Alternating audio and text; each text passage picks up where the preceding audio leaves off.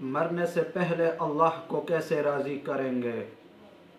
तो मरने से पहले अल्लाह को राज़ी करने का तरीका यही है कि तौबा कर ली जाए। जो गुनाह भी हों इंसान ने ख्वाह अमदन किए हों या भूल कर किए हों, हर गुनाह से तौबा की जाए तो अल्लाह राज़ी होगा।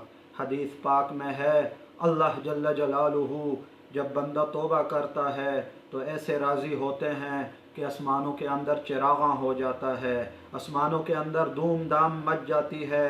पूछने वाला पूछता है, आज आसमानों पे ऐसी धूम धाम क्यों है और इतनी खुशियाँ क्यों हैं, ये चमक क्यों है, वजह क्या है? तो जवाब दिया जाता है कि इस्तलहल अब्दु अला मौला, फ़लाँ बंदे ने अपने रब को राज़ी कर लिया, उसने तौबा कर ली।